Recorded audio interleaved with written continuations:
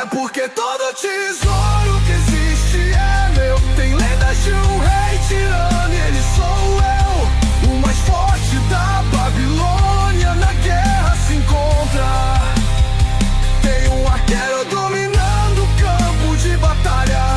Desses portões saem meus tesouros. Quero riquezas, prata, cobre e ouro. O meu fantasma nobre te destrói. Eu sou o herói dos heróis. A luz que vazava pelas frestas da persiana chegava pesada, dourada demais para uma manhã, ou tarde, como logo ficaria claro. Astolfo acordou aos poucos, com a lentidão de quem carrega o peso de uma semana inteira comprimida em uma única noite.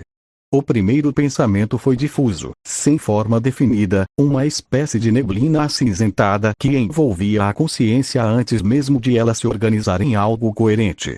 O segundo pensamento foi físico. O corpo doía. Não era uma dor dramática, nada de fraturas ou ferimentos expostos. Era o tipo de dor surda que se instala nos músculos depois de tensão acumulada, nos maxilares cerrados por tempo demais, nos joelhos dobrados sobre o chão de um banheiro às 3 da manhã. Astolfo ficou deitado por alguns segundos, olhando para o teto sem realmente enxergá-lo, antes de rolar para o lado e estender a mão para o celular sobre a cabeceira. 15h07, 3 horas da tarde. Piscou algumas vezes. Processou. Olhou para o outro lado da cama, já esperando encontrar o azul desbotado do cabelo de Rimuru espalhado pelo travesseiro, mas o espaço estava vazio, as cobertas enroladas de qualquer jeito, com a impressão do corpo ainda marcada no tecido. Astolfo ficou olhando para esse vazio por um momento, como se tentasse decidir se isso era um problema ou não. Não era. Só era silêncio. Levantou devagar, passando uma mão pelo rosto antes de se sentar na beira da cama.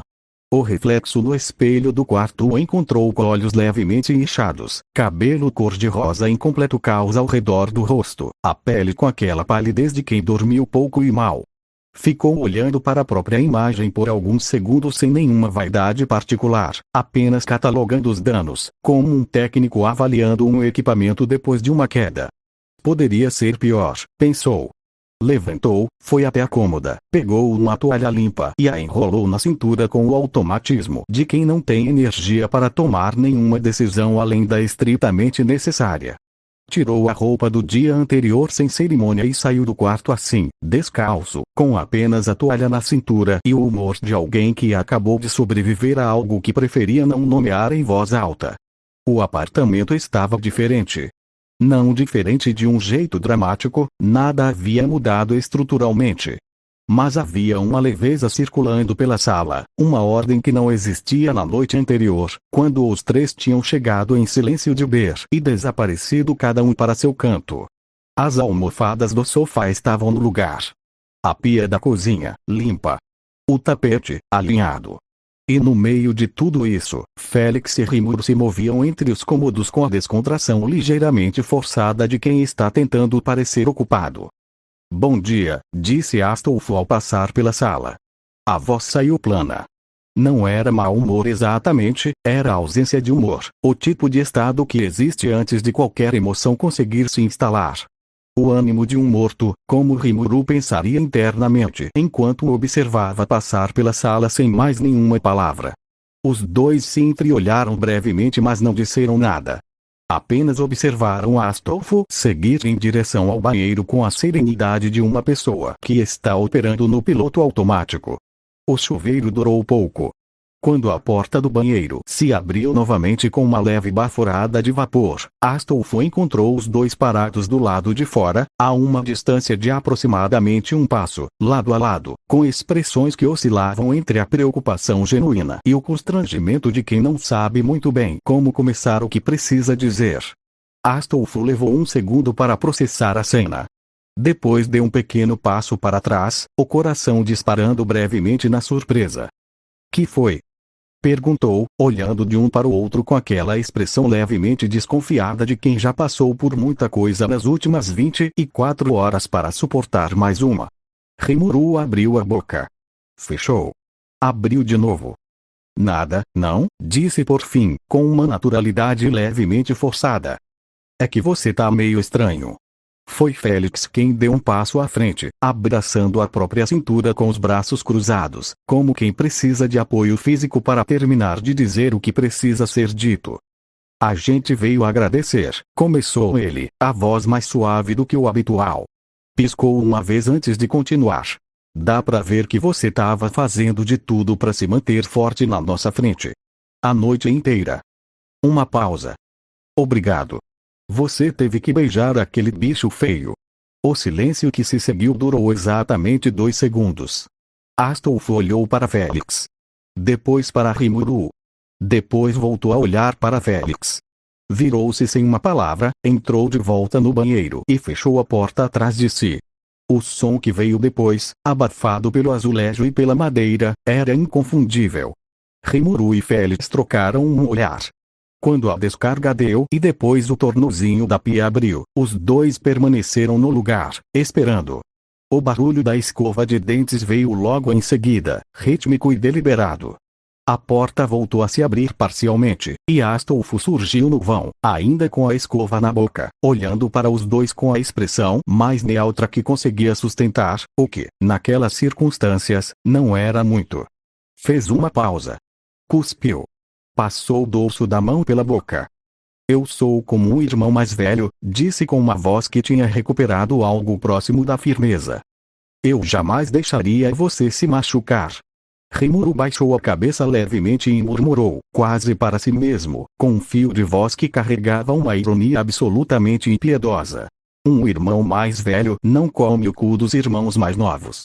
O silêncio que se seguiu foi de uma qualidade completamente diferente do anterior. Félix virou a cabeça devagar para Rimuru como uma expressão que começou como confusão e foi migrando, em tempo real, para algo entre o horror e o espanto. E que? Astolfo fechou a porta.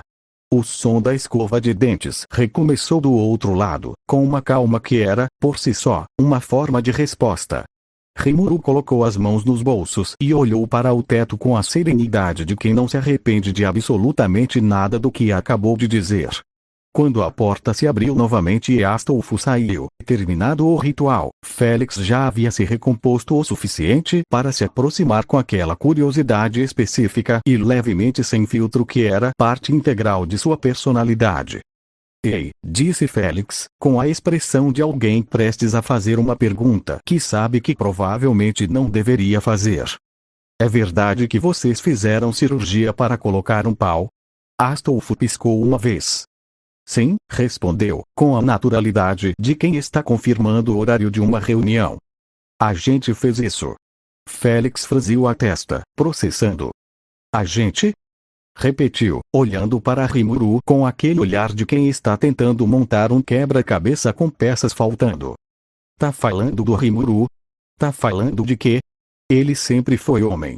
A risada de Astolfo saiu antes que ele conseguisse contê-la, não uma gargalhada, mas aquele tipo específico de riso que vem quando a realidade atinge um nível de absurdo que só resta achar graça. Rimuru, do canto, simplesmente fechou os olhos como quem aceita o destino. É verdade, disse Astolfo, ainda com um sorriso no canto da boca. E gay ao extremo. Félix abriu a boca. Ah, e verdade, prosseguiu Astolfo, com um tom que flertava com o deboche, você não pode terminar com seu namorado, tá? Porque ele te quis com um pau. E começou a rir de novo, desta vez com mais vontade, aquela risada que soa como alívio disfarçado de deboche. Félix ficou de boca aberta por exatamente 3 segundos antes de decidir que não havia nenhuma resposta adequada para aquela situação específica. Astolfo recuperou a respiração. O humor havia voltado, não completamente, não da forma transbordante que era a sua natureza em dias normais, mas o suficiente. O suficiente para se levantar. O suficiente para planejar. Ei, disse, batendo levemente as palmas das mãos, já que meu humor já tá melhor. Vem cá. Os 3 se juntaram no quarto. Astolfo foi até a cômoda, abriu o segundo gaveta de baixo e tirou de lá uma bolsa de lona preta que pousou sobre a cama com um peso satisfatório. Abriu o zíper com calma e começou a separar as cédulas sobre o colchão com a concentração de um contador. O silêncio enquanto contava tinha uma qualidade específica, o tipo de silêncio que só existe quando o valor sendo contado é suficientemente impressionante para deixar as pessoas na espera sem reclamar. $25.000, anunciou Astolfo por fim, olhando para a pilha organizada sobre a cama com uma satisfação tranquila. Rimuru olhou para as cédulas. Depois para Astolfo. Depois para as cédulas de novo. O que acha de a gente comprar um carro para você, meu mano?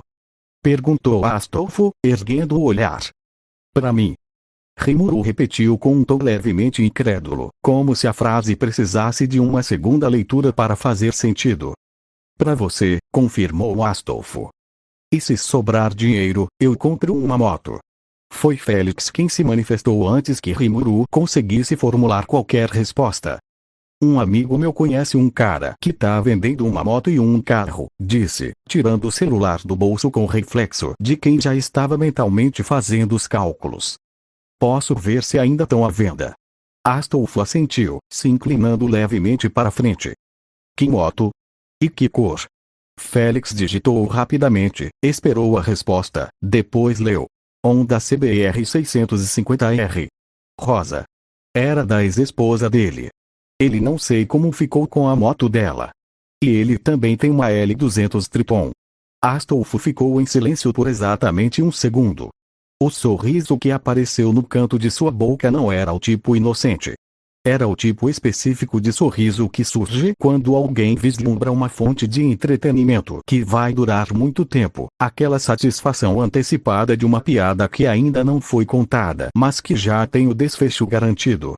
Rimuru, que havia aprendido a reconhecer aquela expressão nas últimas semanas, estreitou os olhos levemente. Certo, disse Astolfo, se levantando com aquela naturalidade de quem acabou de tomar uma decisão irrevogável. Fala que a gente quer os dois por 20 mil. Preço fechado. Isso ou nada. Félix começou a digitar. Astolfo foi em direção ao banheiro. Vou me trocar e tirar umas fotos, disse por cima do ombro, antes de desaparecer. Rimuru ficou olhando para a porta fechada por um momento. Depois virou para Félix. Como assim fotos? Perguntou, com aquele tom levemente suspeito de quem já aprendeu que qualquer planos de Astolfo que começa com vou tirar umas fotos raramente é simples. O que ele tá planejando agora? Félix encolheu levemente os ombros. Não sei. Mas deixa ela. Rimuru abriu a boca brevemente. Usa o termo ele, disse, com paciência deliberada. Eu tenho certeza que ele vai gostar bem mais. Ele gosta de mulher. Ou de algo que dê para comer. Enfim. Félix considerou isso. Depois assentiu com a expressão de quem está arquivando a informação para uso futuro. O celular vibrou.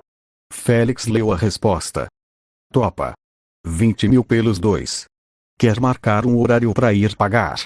A voz de Astolfo veio de dentro do quarto. Certo. Pede horário. O Uber parou em frente a um galpão residencial nos fundos de uma rua arborizada do bairro.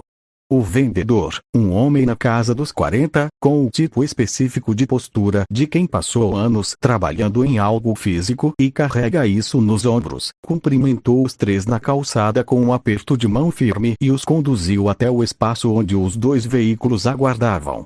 No caminho, no banco de trás do Uber, Rimuru e Astolfo haviam feito o que precisava ser feito com a eficiência discreta e levemente cruel de quem remove um curativo rápido para não prolongar o desconforto.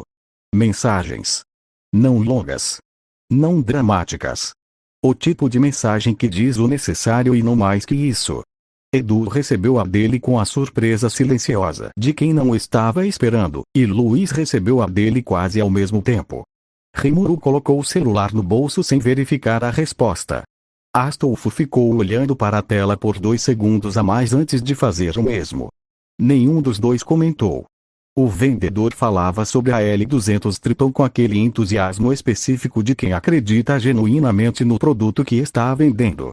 4ª geração, bem conservada, revisões em dia, carroceria robusta, bom para cidade e estrada, espaço generoso, o tipo de veículo que dura décadas se tratado com respeito.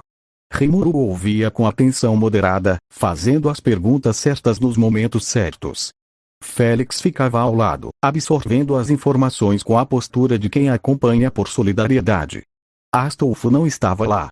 Tinha desaparecido assim que o dinheiro trocou de mãos, em direção à moto, com uma brevidade que não deixava dúvida sobre onde estavam suas prioridades. O anoitecer chegou gradualmente, atingindo o céu de Miami em camadas de laranja e rosa que se fundiam no horizonte sobre os prédios.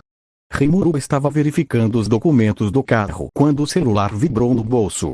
Astolfo, desce na garagem do Apu. Rimuru mostrou a tela para Félix. Os dois se entreolharam.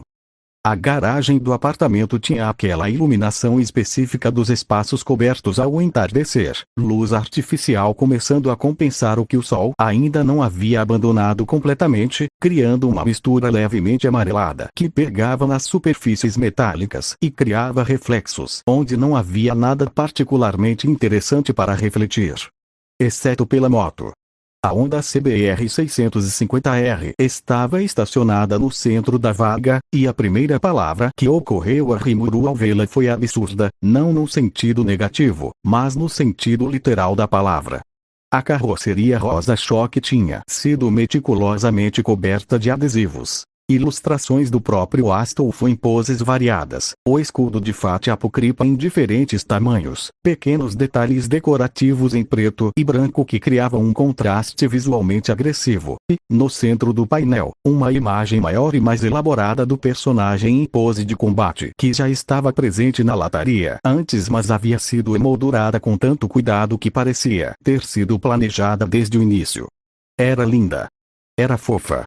Era extremamente gay, na avaliação imediata de Rimuru, ou, na alternativa, era o produto de um otaku pervertido com tempo livre e muito dinheiro, as duas opções sendo, a rigor, equivalentes. Astolfo estava encostado no guidão com os braços cruzados e aquela expressão de satisfação tranquila de quem passou horas no projeto e está absolutamente convicto de que valeu cada minuto. Oh, disse Rimuru, depois de um silêncio que durou o tempo necessário para o cérebro processar a cena completa. Que narcisismo, amigo. Tá carente e Astolfo nem piscou. O quê? Não tá bonito. Respondeu, com a entonação de quem sabe que está ganhando o argumento antes mesmo de ele começar. Desceu da moto e fez um gesto vago em direção ao andar de cima, onde a L200 Triton estava estacionada. Melhor do que mudar a cor da moto. Nem todo mundo que tem a sorte. A pausa foi deliberada. Astolfo colocou uma leveza cuidadosamente calibrada na última palavra, a voz adquirindo um tom de deboche gentil que era na verdade uma facada embrulhada em papel brilhante. De ter um carro branco. Rimuru cerrou os dentes. Não entendo você, fala desse jeito do carro. Ele é foda. E, concordou Astolfo, sem nenhuma inflexão que sugerisse discordância genuína, o que tornava a concordância suspeita de todas as maneiras possíveis. Estacionou a moto com cuidado, alinhando-a com a atenção de quem trata um objeto novo com o respeito que merece, e começou a caminhar em direção à escada que levava de volta ao apartamento. Félix e Rimuru caíram no passo ao lado dele automaticamente. Que tal a gente sair para uma festa? Propôs Félix, enquanto subiam. Ver-se com o carro e a moto a gente não dá de cara com umas minas. Pega uns números. Eu gosto de homens, lembrou Félix para si mesmo, com uma naturalidade absoluta. Se você não achar ninguém, disse Astolfo, olhando para ele de lado com um sorriso que carregava mais de uma intenção, você pode me achar. Félix processou isso por um segundo. Depois escolheu não processar. Astolfo já estava na porta do quarto. Pior que eu tô numa preguiça hoje, disse, com o tom de alguém fazendo um balanço honesto de suas próprias reservas de energia. Melhor não. Vou dormir. Já que a gente tá com uma boa grana, dá pra ficar de boa ainda. Vou trabalhar amanhã, não preguiça. Empurrou a porta levemente. Ah, acrescentou, já com um pé dentro do quarto, nós temos que comprar um videogame que presta. O que tem aqui não funciona. E sem mais nenhuma palavra, sem dramaturgia nem cerimônia, Astolfo caiu na cama de bruços com a precisão de alguém que havia calculado exatamente onde estava o colchão e escolhido aquele ponto específico para o colapso. A porta ficou entreaberta. Do corredor, Rimuru e Félix ouviram a respiração do outro se estabilizar em questão de segundos, o tipo de sono que não pede licença, que chega como maré quando o corpo decide que já chega. Rimuru ficou olhando para a porta entreaberta por um momento. Vidio Gen que presta, repetiu baixinho, com um tom levemente afetivo que não combinava muito com a expressão neutra que tentava manter. Félix apenas sorriu, virando em direção à sua própria acomodação. Lá fora, Miami continuava acesa com todas as suas luzes. Gilgamesh, ouro e sangue sob o olhar do rei. Gilgamesh, minha vontade é a única lei. Comprei um abismo onde a razão se desfaz. O que você chama de lenda eu chamo de meu.